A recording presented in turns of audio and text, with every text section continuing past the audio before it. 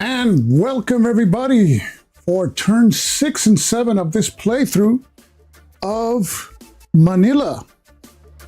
The Savage Streets, 1945, a game designed by Michael Rinella, published by Revolution Games in 2024. Solitaire war game. And these two turns are going to be decisive. Let's see, who do we have in the chat today? We have the one and only Ben Dover. Daniel Silverthorne from sunny North California. We have Brian Lindsay from Memphis. Francisco Javier Ruiz Gomez from Mijas, province of Malaga, Spain. Welcome. We have Excelsior from Adelaide, Australia. Paul Dangle from Philly. Welcome, Paul. Peter the First, Melbourne, Australia. Two Aussies. The Aussies are dominating here, but here come the Canadians with William Arends from Kitchener, Ontario. There's Francisco Javier. And William Campbell is here from St. Louis. And we have Toma I'm going to try here, Arjaniliev. I hope I fell in the ballpark there, from Hanover, Germany. Welcome also. So, today's going to be decisive, but for me to explain, let's get into the game.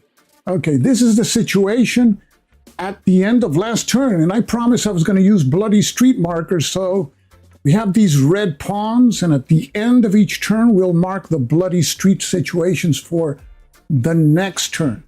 So here is the board.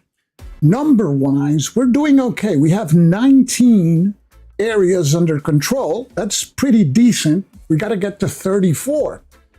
The problem is the areas left are tough, are fort areas, and they are also areas that are urban areas. We have Kenneth T.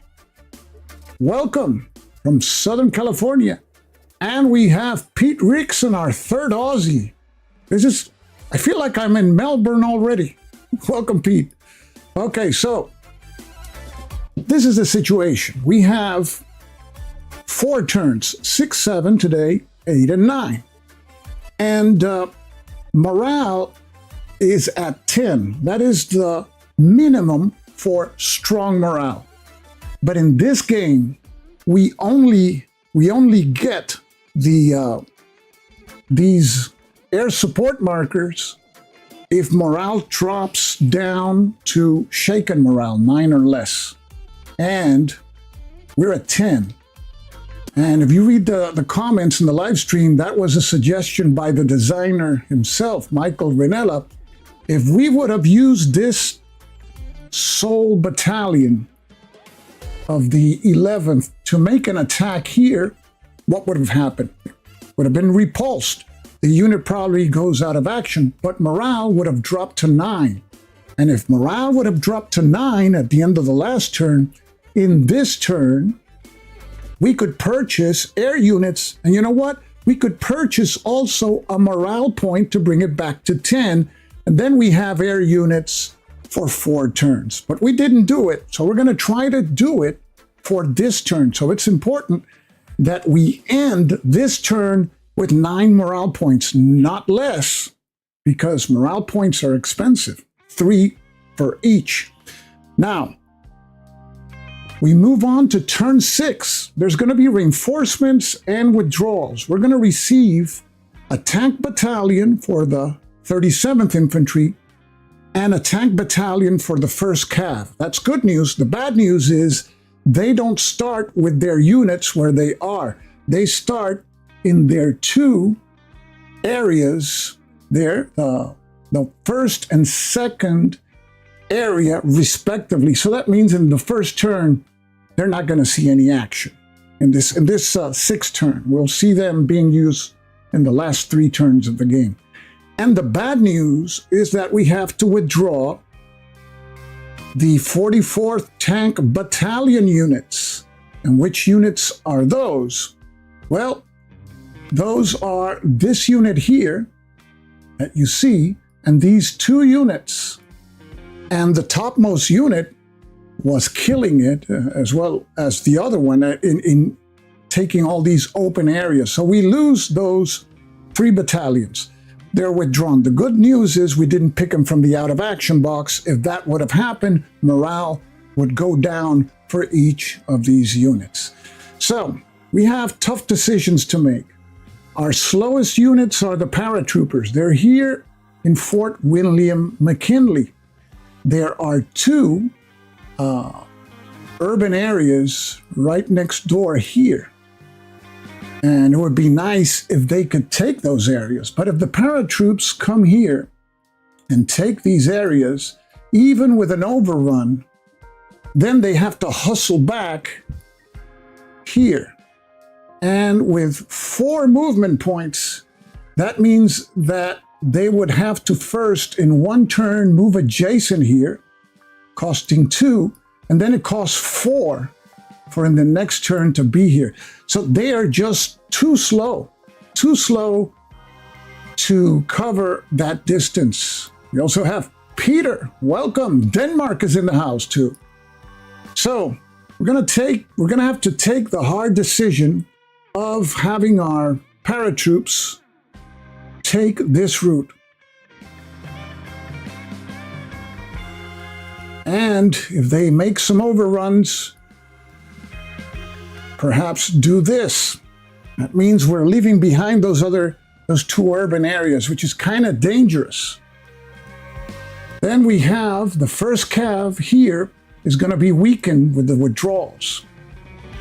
So we have to see how we use them. There's 3 urban areas, 4 to the north we have to take care of either with this group or with this group. And then that leaves the 34th to battle it out for the space that they are in right now, which is a flagged space. And that means morale will go up by 1 to 11, which we don't want right now. We would like it to stay low, but we will probably have to take that space, and they would have to go after other fortified spaces like here or here.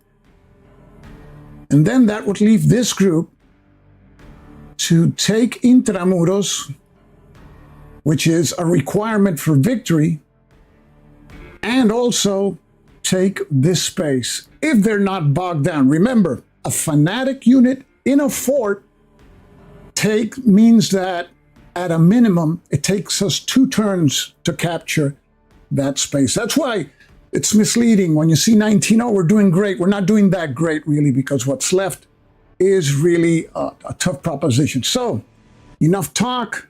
Let's go to the action. We start. That we are at turn 6. And let's start with the first phase, the dawn phase. And yes, there are reinforcements. And here you see the 2 reinforcements, one for the 37th Infantry and one for the 1st Cav. And as I stated before, they begin in space 1 for the 37th. I'm going to place it here in space number 1. There you see it.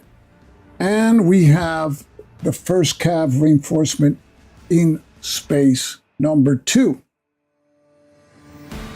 So that's the only reinforcement we have. Now we have the permanent withdrawal in turn 6. So these units that you see here are gone. So we lose that 7-6 from the upper group there of the 1st Cav, and we lose the other 2 units. Now the strength of the 1st Cav is weakened. Now, if by any chance we get a random event of a pause of the 1st Cav, we might as well join them all together. But that's the random event. And leader mortality checks. There are no leaders. in the out of action box. There's a lot of units, 2 tank companies there, and 2 infantry battalions, but no leaders. So that's that. Now we go to the random events phase. So let's bring, oops, that's not the table. That's not either. It's this one. Okay. So here we go. We roll 3d6 to see what random event applies. 6, that's very low. Random event for 6 is this one. The pause of the 1st Cavalry. Yep. It's the second time the 1st Cavalry is paused. So that means that we can move 1st Cav units, but no attacks. So that might be a blessing in disguise, but who knows? Okay. So that is the random event. Now we go to the critical supply phase. We're living on the edge with 2 supply points. So let's see. We have here all our engineer and artillery units, all but 3. We have 3 already available. And we may want to purchase units. Of course, the units we want to purchase, fortunately, are those of the 37th, which is going to be fully active. They can attack, so just bear that in mind. But we can't purchase any air units yet. So here we go. We roll 46. See, what do we get? And the roll is 9. That is really low. 9. So we're at 11 with supply. This turn may be very short. 11 supply points.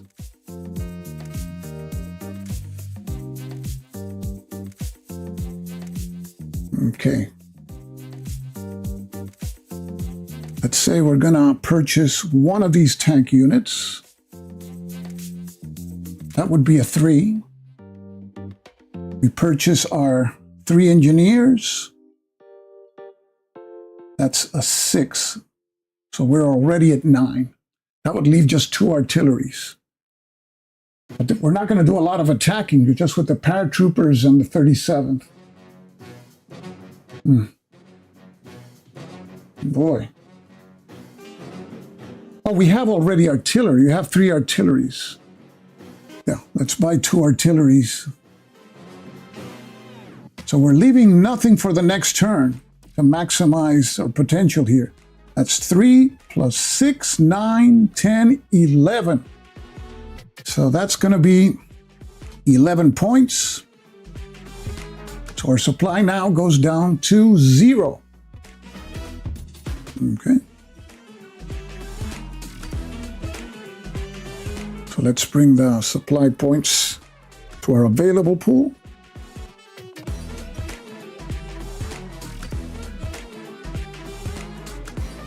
And we have 3 engineers. So and we have 6 artillery. Okay. And this unit of the 37th is placed, because it's a reinforcement, we place it with 37 guys. Now, the guys that are entangled in the bloody streets already have an armored unit. These guys don't.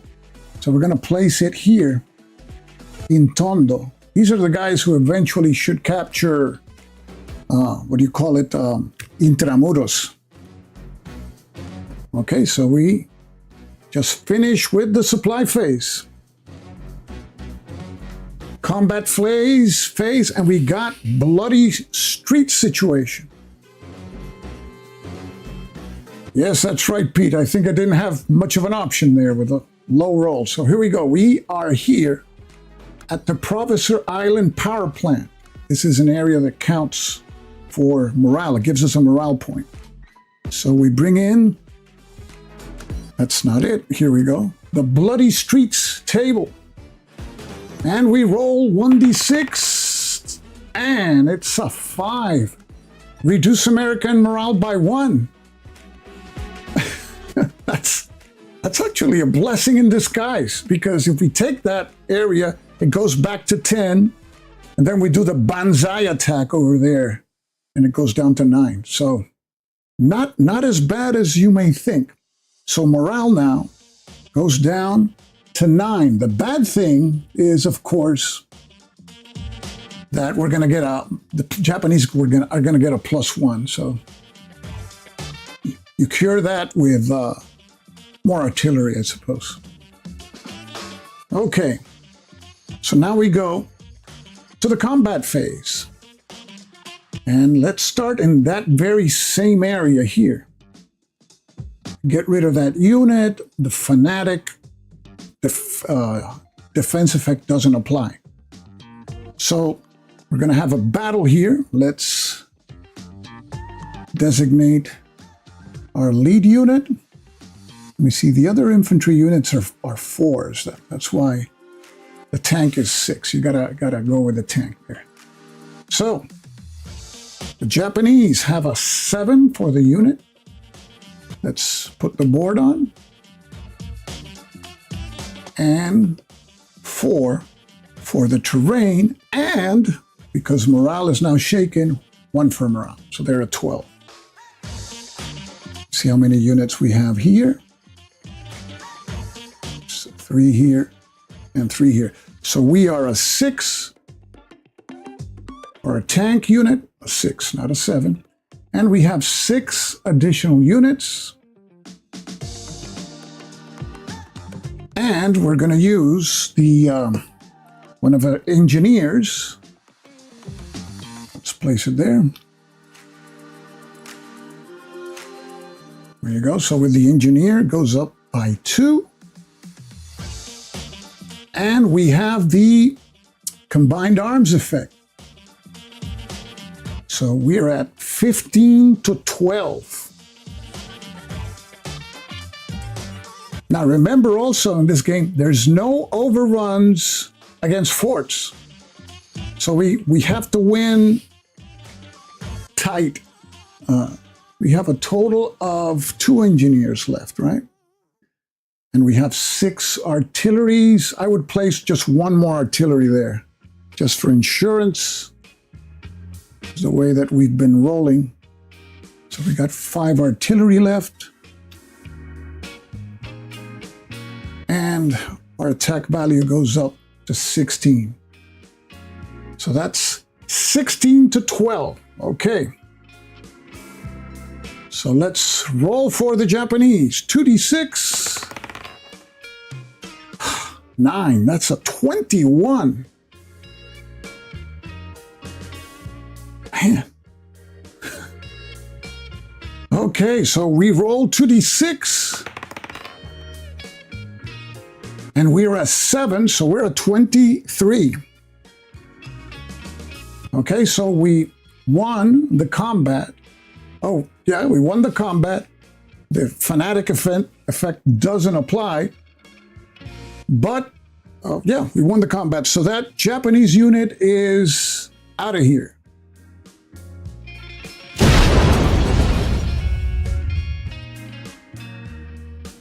And we gain control of another area. So we're at 20. Yeah, but all our units there are spent. Now we flip them. And we gain 1 morale point. So morale goes up now to 10, and what that means is now we get the bonus back.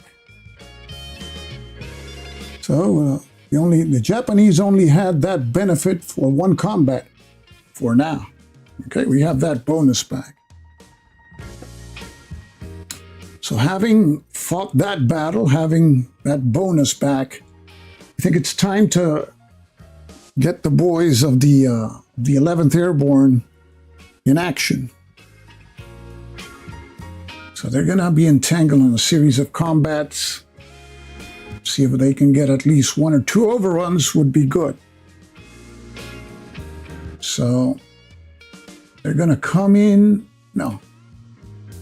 They're going to come in here first. To Nielsen Airport. So let's move them there.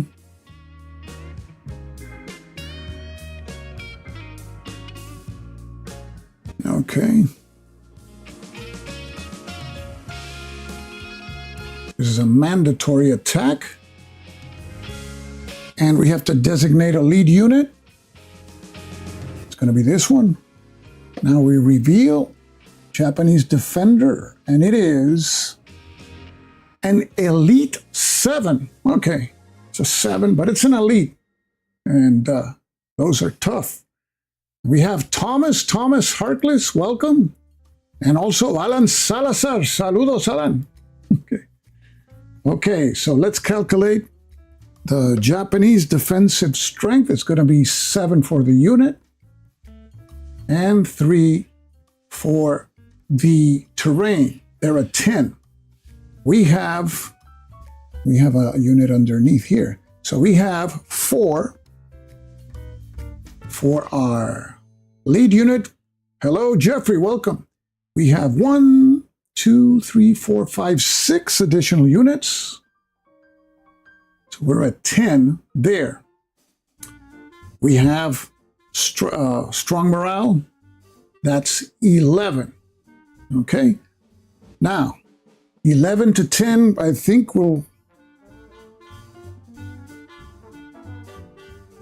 we have a total of 4 artilleries left. Let me update that. If we use 2, it goes up to 13. But the Japanese are rolling, have that elite thing. So it's going to be, if we want an overrun, we have to use all our artillery and we won't have it for our next attack. So it's tough. It's tough. The Japanese will roll 3 dice and drop the lowest result. We still haven't moved another tank unit, so we want to leave an engineer. I'm going to use 1 engineer here. So that adds 2 to our attack value. We have 1 engineer left. So let me see that I added.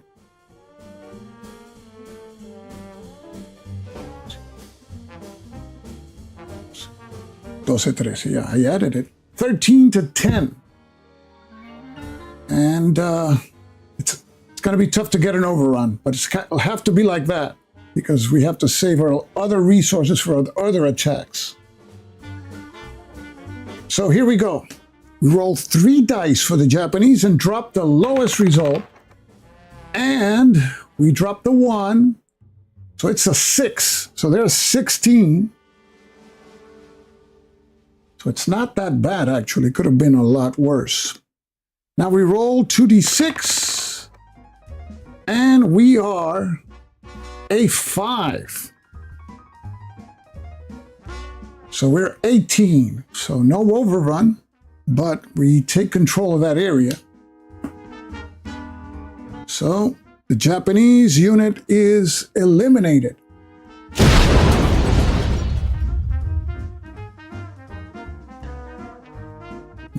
I'm putting the control marker in the previous area, I forgot. And we place another control marker here. That brings control up to 21. And we spent an engineer. We have 1 left.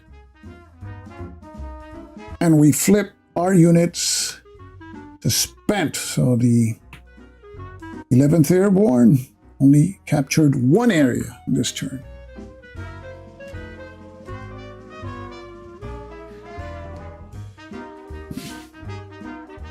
So here we have what's left of the first cav.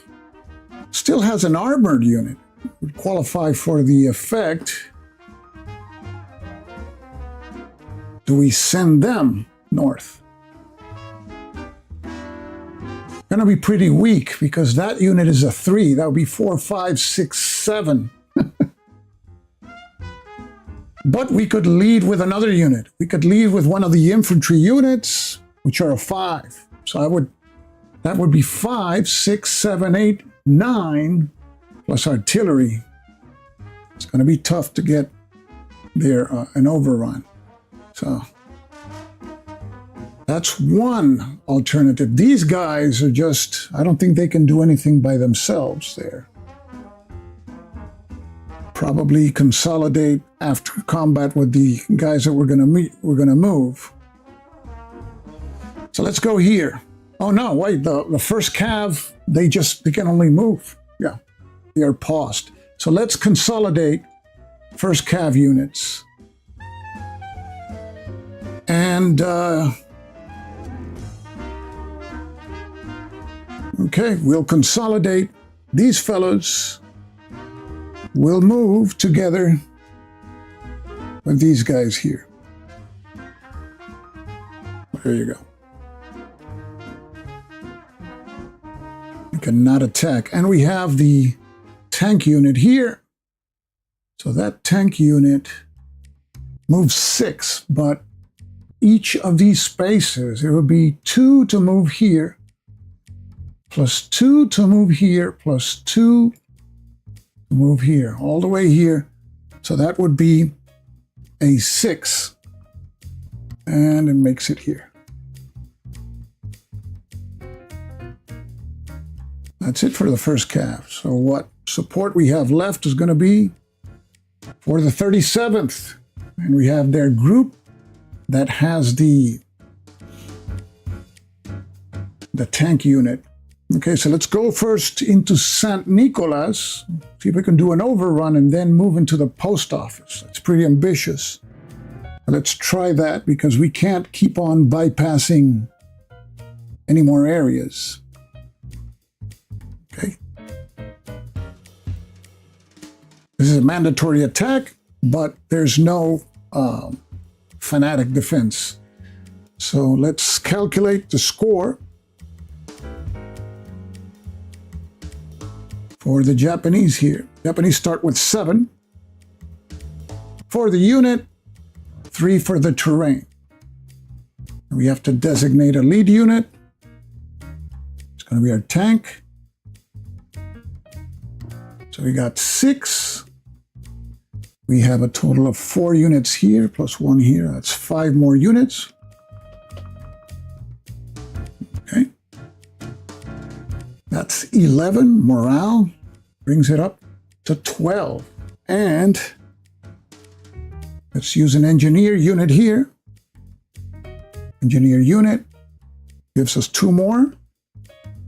And now we have the combined bonus. That's 15. We have, let's see, we have 4 artillery left. If I use 1, we have a slighter, better chance of getting an overrun. We have to roll higher than these guys. Let's do it. We'll use 1 artillery here. We're at 16. Let's see if we can roll higher and get an overrun. We roll first for the Japanese. Here we go. And the roll is an 8. They're an 18.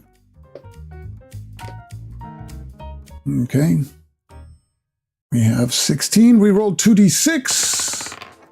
And our roll is also an 8. So we're at 24. So 24, the difference is 6. We don't get the overrun. We only get a success. The Japanese unit is gone.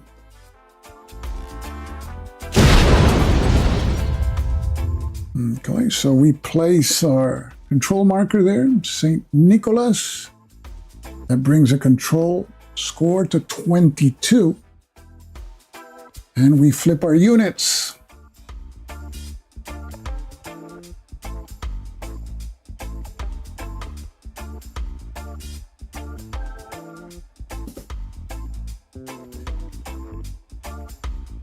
We have a total of 3 artilleries left.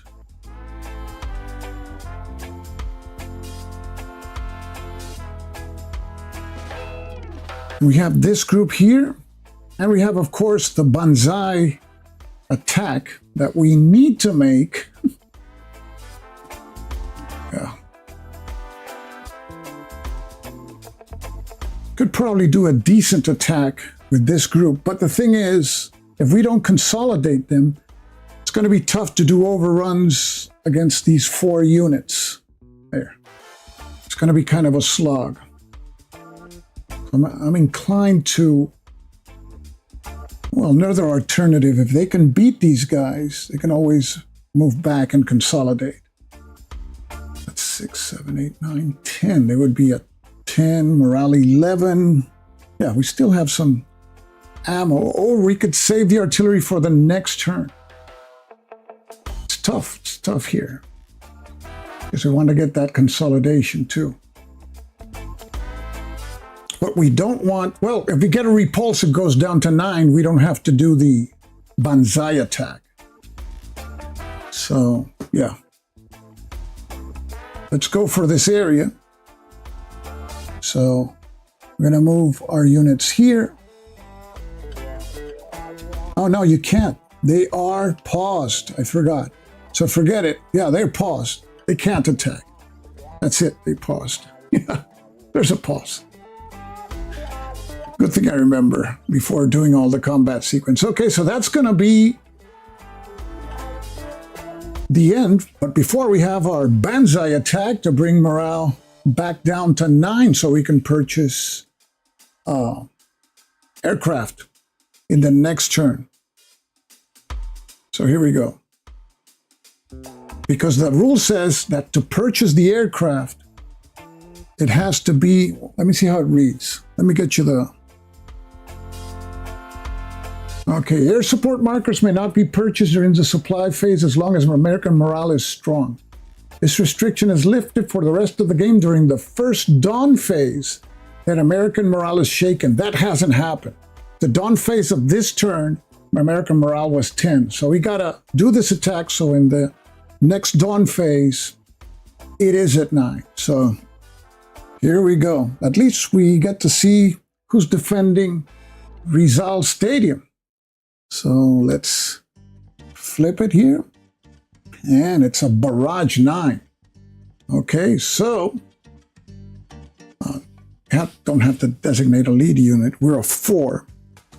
And the numbers in this one are gonna suck. Okay, so here we go. The Japanese. Let's take a look first at the effect, the barrage effect. I think it's this one. The American player must either place 1 attacking infantry and armor unit in the out-of-action box prior to combat, or flip all attacking units to spent and retreat. So we can't get that morale down. Either place an attacking infantry unit in the out-of-action box, or flip all attacking units to spent and retreat. We can't get down to 10 morale. Incredible. And nobody else. Oh, there's 1 unit left we haven't moved. Okay, I'm going to retreat the unit. So that unit is flipped. And we retreat it. Okay, there it is. Man. And we have 1 unit left, which is this one, which we want to consolidate with the other units of the 37th. And it seems to me that that one should be going here. Let's see if it can reach that space. Because it's 2 here, plus 1, 3, 4, and this would be 5, 6. So yeah, I can make it. See it again here. I can put the whole thing in the shot. 2, 3, 4, 5, 6.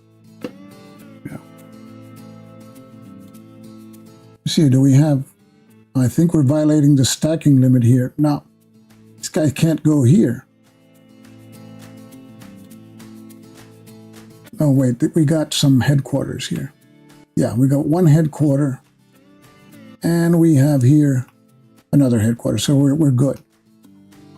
That's 2, 4, 6. Okay. Okay. So that is the end of action rounds. Not anything to write home about. I think we needed better than that. Now we go to the end phase. Well, the end phase morale goes down to 9. What am I talking about? Yeah, I forgot that. So we're good. We didn't need the banzai attack at all. I just completely forgot that in the end phase, morale goes down by 1. So now we're at 9 again. So it's a good thing we got that. Otherwise, morale would have gone to 8. Playing with fire here. Okay.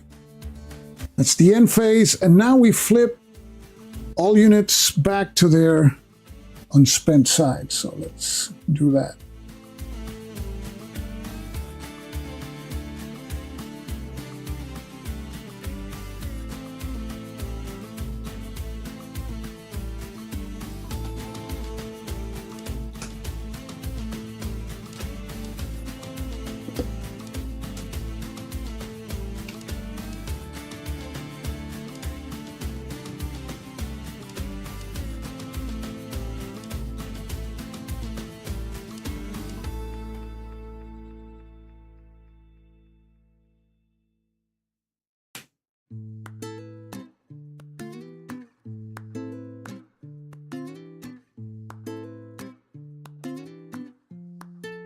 On the tank redeployment, you think so? Let me see.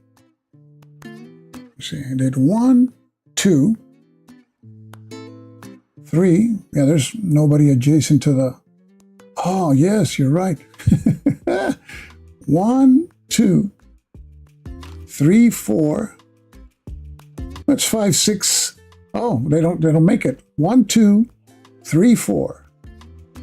5, 6, you're right. He doesn't make it. So, yeah, you're right. So it's going to be, they're going to have to be here. Good point, Pete. So it's going to have to be 1, 2, 3. Because you can't make it here. I forgot. 1, 2, 3, 4. Here's the adjacency to the fort. And if they take a northern route, it would have been, oh, here it would have been 1, 2, 3. Oh, he can make it this way, though. Wait a second. Let's see here. You could make it here. Oh, here's it. They're adjacent 2, 4, 6. They're adjacent to this guy. Yeah. You can't make it other way. So that's it. Good point. Boy, that's change of plans. So we're going to have to use these guys to do the dirty job, the St. Nicholas guys. Got to get them rolling. We need some supply points. So that's the end phase. We have 3 artilleries left. Okay, so why this thing does this. Okay, we're at turn 7. Okay, turn 7. Gotta get 3 engineers. Getting them ready here. Return the event. And here we go. So turn 7. Dawn phase. Reinforcements. There's no reinforcements on turn 7. Morale is at 9 right now. No reinforcements. No withdrawals. No leader mortality checks. No leaders in the out of action box. Random events, yes. Now let's see what happens. Let's get the random event table. And we roll 3d6. A 10, the usual civilians and refugees. Here we have it, civilians and refugees. Place it here. That means mandatory attacks are a -1. And right now, if things stand as they are, the Japanese get a +1 in their defense value. Morale is at 9, but hopefully we'll take care of that. So that was the random event phase. And now we got the supply phase. Now it's critical. We got to roll decent or even better than decent. Because now we can purchase these air units. So let's place them here. They're available for purchase. They cost 3 though. Very expensive, but they have a really nice effect.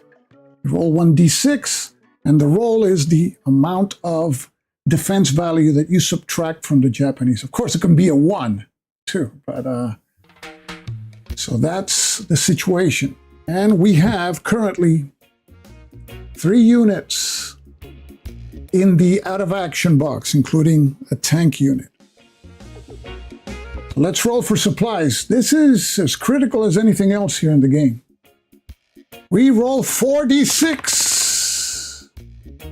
12 plus 4, 16. Okay, it's over the average. We'll take it. So that's 16 supply points.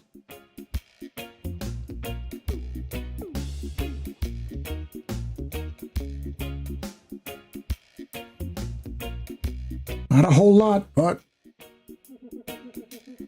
with those supply points, we should be able to purchase all the engineers. I got 1 engineer stranded somewhere here. Let's see how this looks. This would be 6, 9, 12. Leaves us with 4.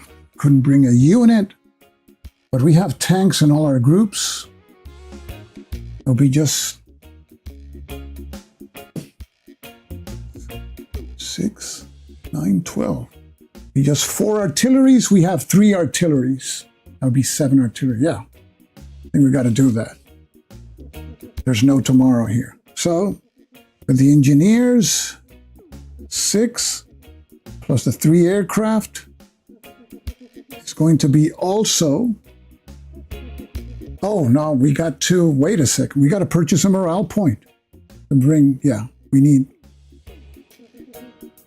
Okay, it's going to have to be 1 aircraft. So it's 6 for the engineers plus 3. We're at 9 with the aircraft.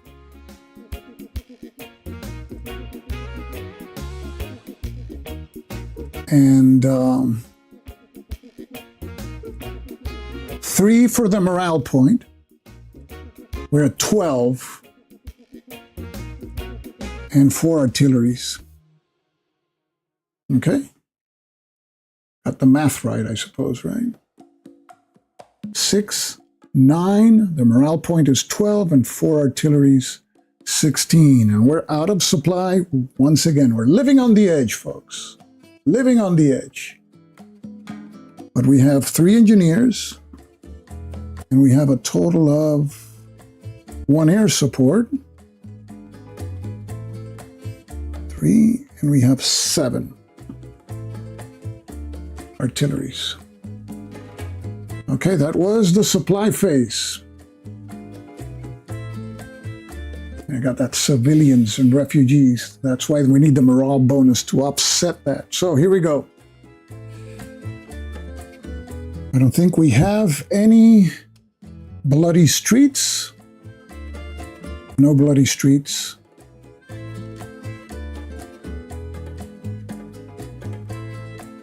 Yes, the cards are available in Board Game Geek. I think in the description of this video, there's a link. Yeah, cards are available over there. No, you can't draw a card because the chances are different. It's a bell curve, and the refugees have like a big chance of coming up. So you got to roll, but the cards have the dice spread. So Okay, action rounds. We're at 22. We need 12 more. Really behind, like the British say, schedule. See that 11th Airborne?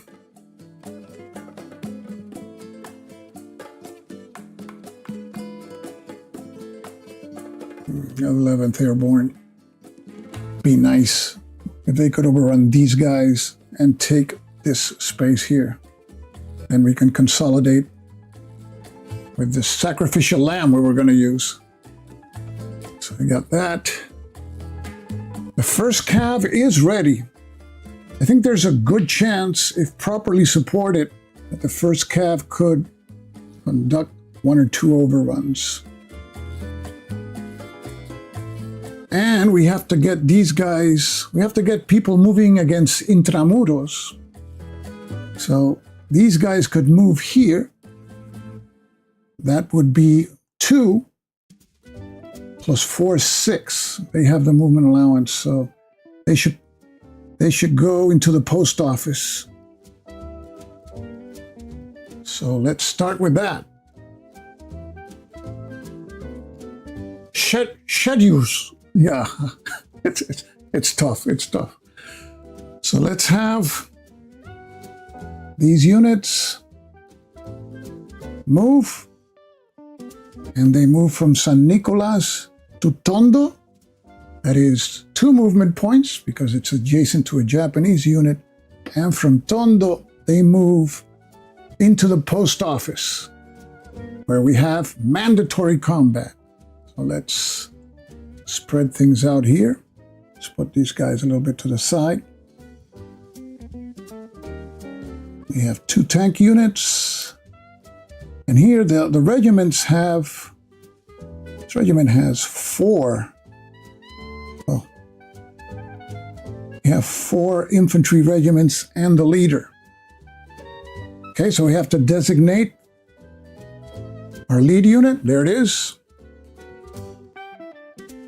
Now we flip the Japanese unit, see what it is, and it's an ambush 8. Okay, it's doable. It's not going to be an overrun, so it's just going to be one thing. If we can conquer them this turn and Intramuros the next turn, we'll be okay, I suppose. Okay, so let's take a look. No, wait, yeah, you can't do an overrun against, is the option rules, against fort spaces. So let's get the ambush. That's the sniper. Where's the ambush? Here it is. We place the lead attacking unit in the out of action box after combat resolution. Ignore if it's a repulse. A good thing we have another tank in that group. So, okay. So let's calculate the strength for the Japanese. They are an 8 for the unit and 4 for the space, right? For the terrain.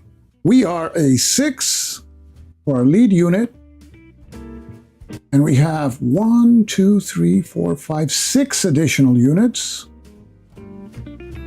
That's a 12. Now, morale gives us 13, but civilians and refugees bring it back down to 12. Now, we want the combined arms bonus. We got to use an engineer. So let's do that. Place an engineer here. Engineer gives us 2. So we're at 14, and now we have the combined arms bonus. 15. Do I feel comfortable with a 3-point spread? No, not really. Let's throw an artillery in there. So we've used, artillery gives us a 7. I know we have an air unit, but since there's no overruns in spaces like this, I'm not inclined to use it. I just can achieve the result. So I think we're a 16 now, right? Let me see. Let me see again.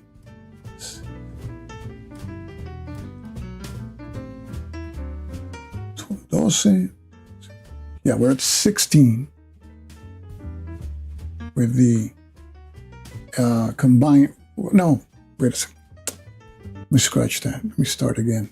I'm sorry, guys. 6 plus 6 units, 12.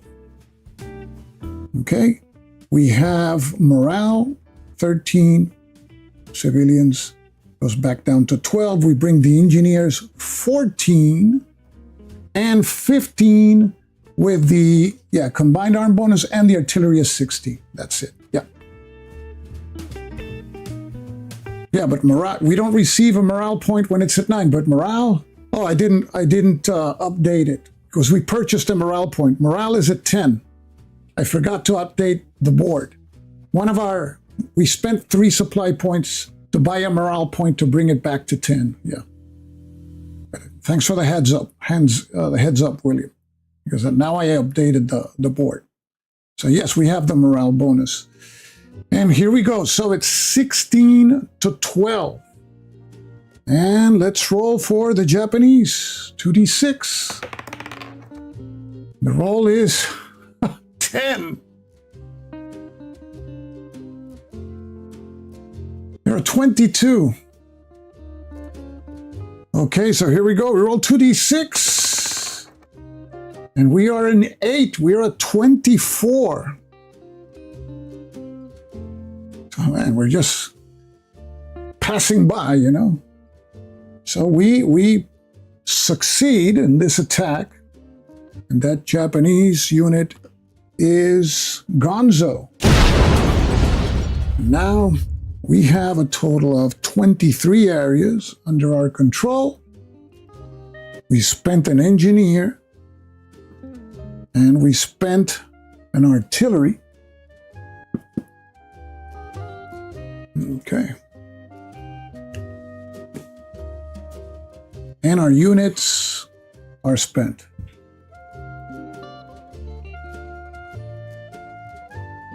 So that was the first group of the 37th in a turn where the first cav is out of action. Now, one thing that I did, maybe I should have had these guys attack first, but these guys have to come to Intramuro, these 37 guys. So these other fellows of the 37th will be going into Santa Ana Church. And I think we'll be able to support that attack. So let's have units move there. It's a little tight. Okay, so we move into Santa Ana Church, another mandatory attack. That means the civilians and the refugee applies the -1. So we're going to designate our lead unit. It's going to be our 7-6. Now let's see what the Japanese have there. Oh, barrage 10. Oh, that is tough. Barrage 10. Jesus. Here we go. Barrage. You must either place an attacking infantry and armor unit in the out-of-action box prior to combat, or flip all attacking units to spent and retreat. We don't have time to retreat here. Oh, you're right. The tank unit is out of action. I forgot the ambush effect, so thanks, Excelsior. This tank is out of action. It's a good thing, man. It's a good thing. At the end of this video, I want to do a short test. How much is the lag here? I think it's 4 or 5 seconds, which is good. Okay, we corrected that. Yeah, we keep on forgetting the effect. Yeah. So now here, we must place one attacking infantry and armor unit. It doesn't have to be the lead unit. So we're going to place one attacking infantry unit. This 4-6 is going to go to the out-of-action box. And we're going to continue with the attack. Okay. Boy. Okay. Let's erase the scores here. We're going to calculate. 10 for the Japanese unit. And we got a fly on the board. Come on. And we got 4 for the terrain. That's 14. Okay, we have 7 for our armored unit.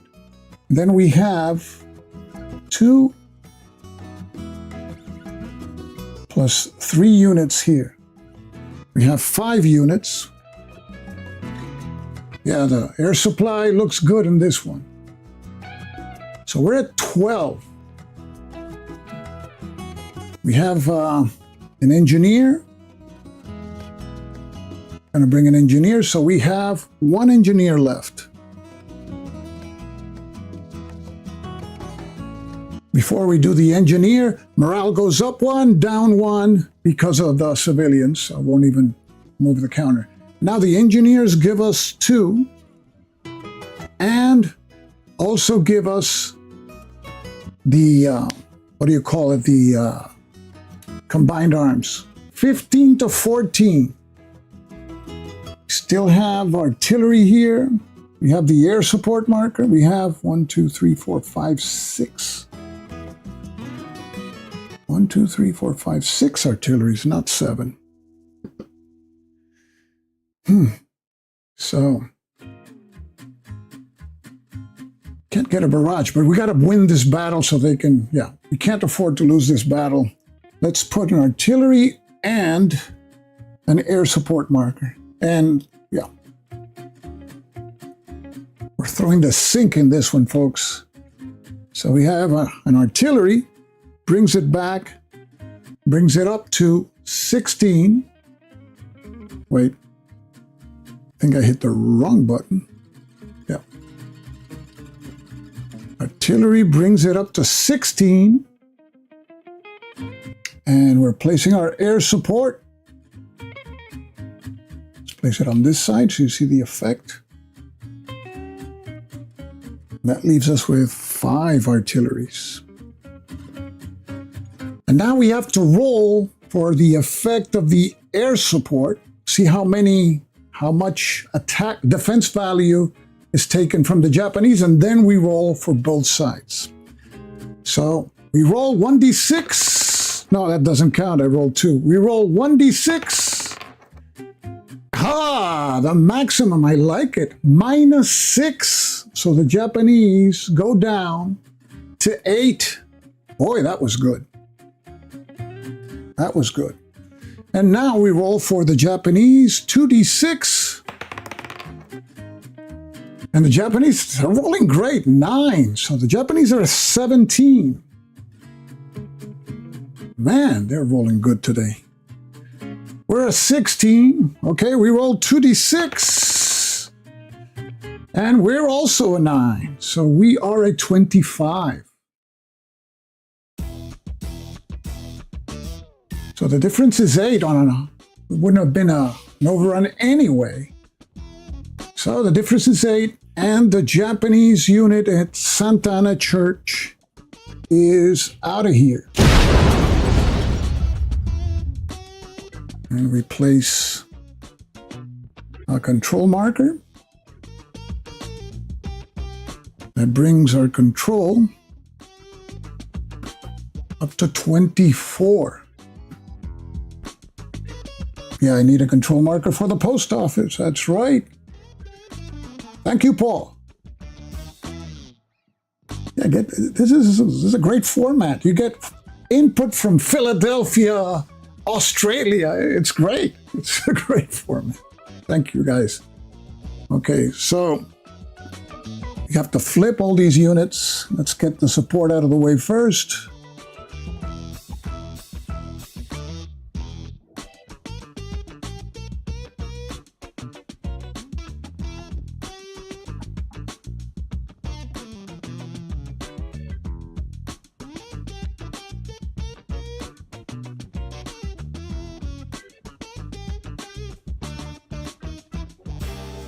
And we still have an engineer and 5, we call it artilleries. I think we got to get the 7 Cav moving. We have also the 11th Airborne.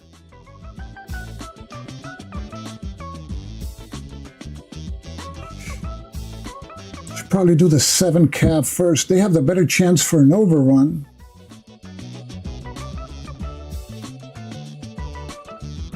The 11th Airborne just have to get really to that Philippine Racing Club. And they won't be able to join this unit. And they don't get the combined arm bonus, no matter what. So we better use that engineer up here. Okay, so let's get the ball rolling with the first Cav. Going into San Juan del Monte.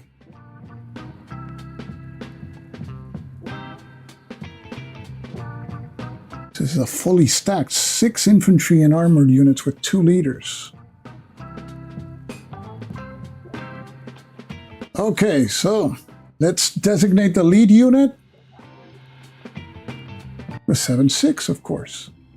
And now let's take a look at what the Japanese have in San Juan del Monte. A Sniper 6. I like the 6. It's a good chance of an overrun.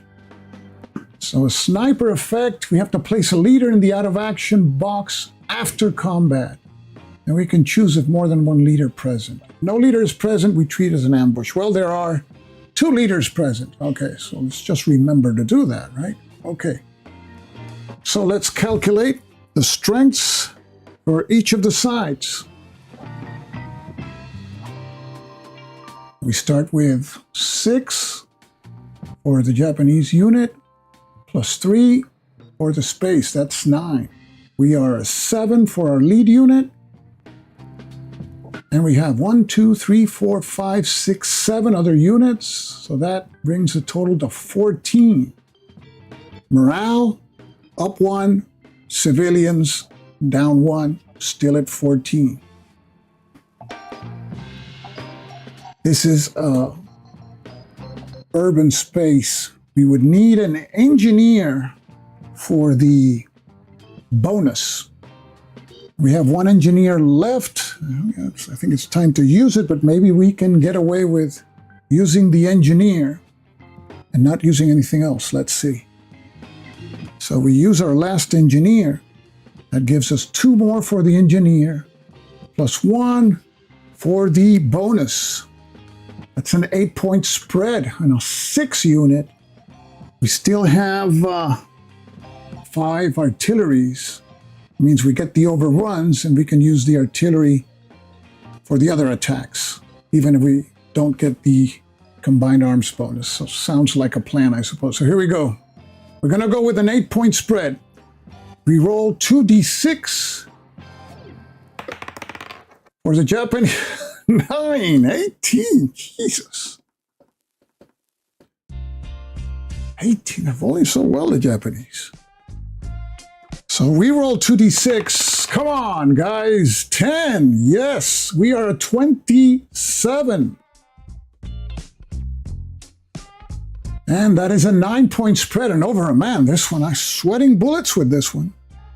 So the position is overrun. And that is another area, San Juan del Monte. Place a control marker there. We're at 25. And our units are still fresh.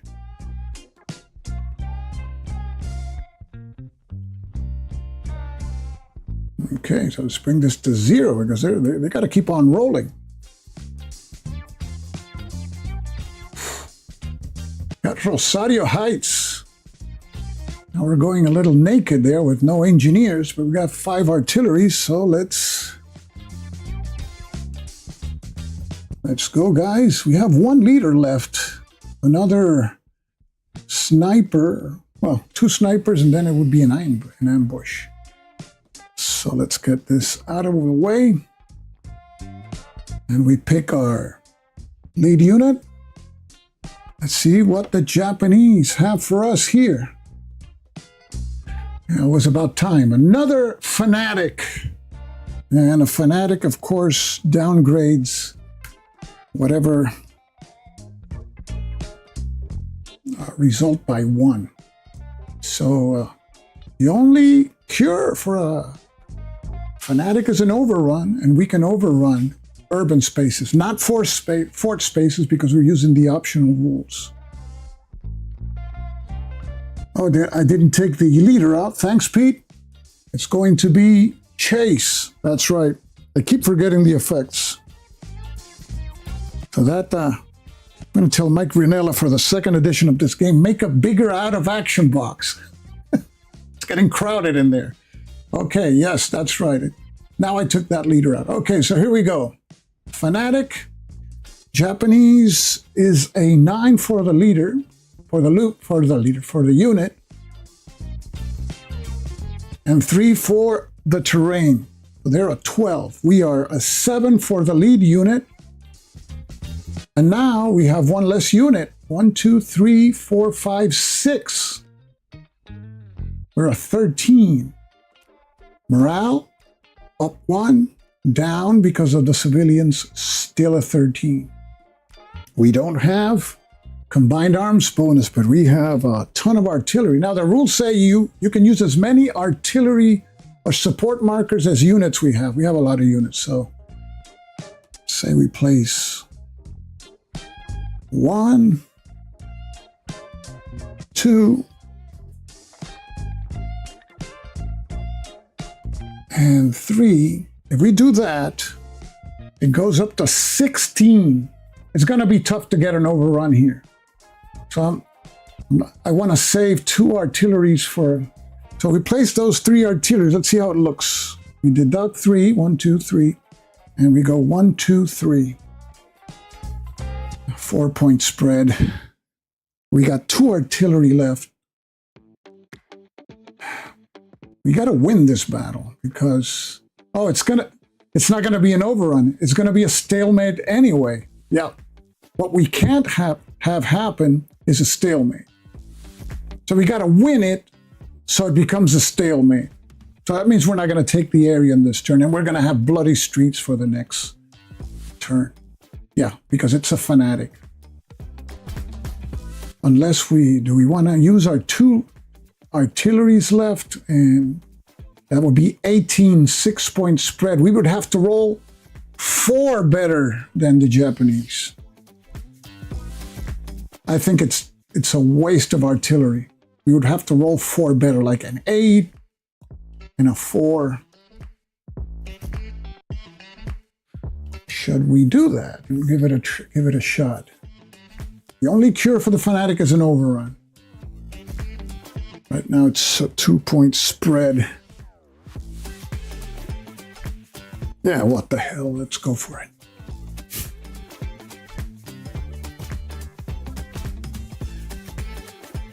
There we go. So here we go. We got 2 more. And we got no artillery, folks. We're 6. We got to roll a total. We have to end up with higher than 9. 6. Yeah, we got to roll 4 more than them. Yeah. Okay, here we go. We roll for the Japanese, and their roll is a 6. 1, 2, 3, 4, 5, 6, and they're an 18.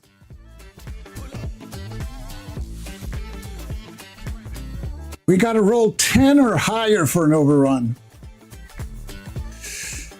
Oh boy, I don't have a beer around here. Here we go. 2d6, we need 10 or higher. 6. Oh. Okay, so we spent all that ammo for nothing. It's a success, downgraded to a stalemate because of a fanatic effect. So, well. Oh boy.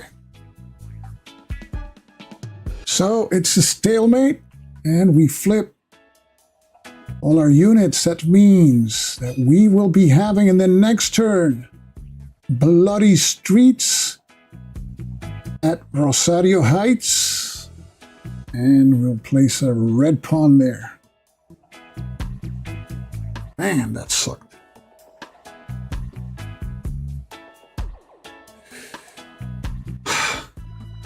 Okay. Still have the 11th Airborne. Can do a banzai attack there. What would it look like? I'm not... Oh, got 4, 5, 6, 7, 8, 9. If we go here, it would be a repulse. Morale will go down to 9, and then in the end phase down to 8. No. I don't think we can take a chance with the 11th. The 11th is just too weak. I'll play it safe with them. They don't have armor or anything. And we can't afford going down to 8 because we're going to do... We can buy 1 morale point and stay at 10. I don't know how long we can do that. It's going to depend on how things are going. But that's going to be the end of the combat phase. Go to the end phase, and morale now goes down to 9.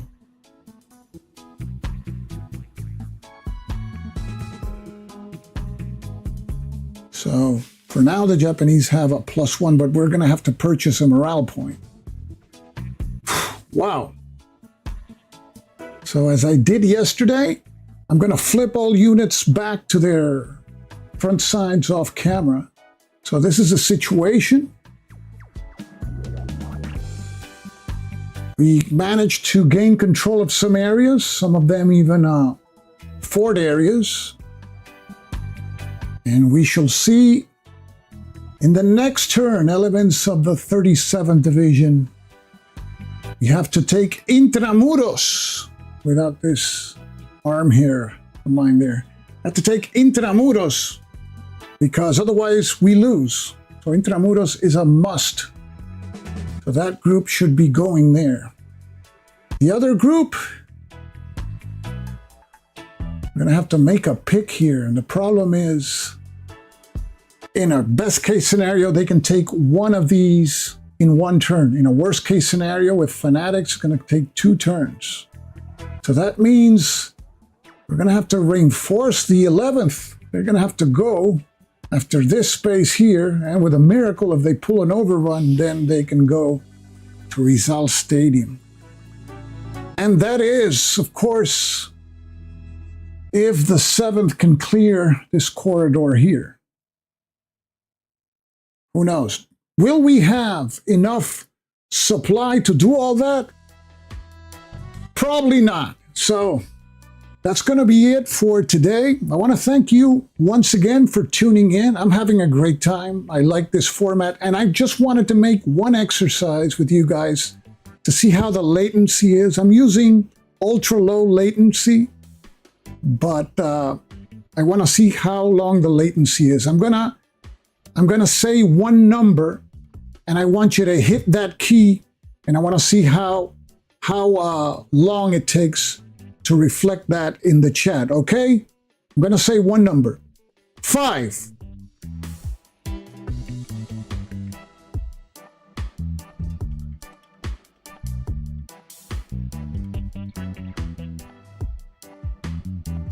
Okay, it's like 7 or 8 seconds. Yeah.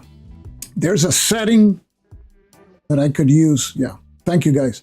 That could bring the lag like somewhere 5 seconds. I'll check it out. I don't want to mangle the settings until I finish this playthrough. So it's going to be this latency, but for the next playthrough, I'm going to probably do that. So I want to thank each and every one of you again. I've had a great time. Groucho Marx is here. St. Louis Keith is here also. He's been a winner of a prize. Riff, you made it.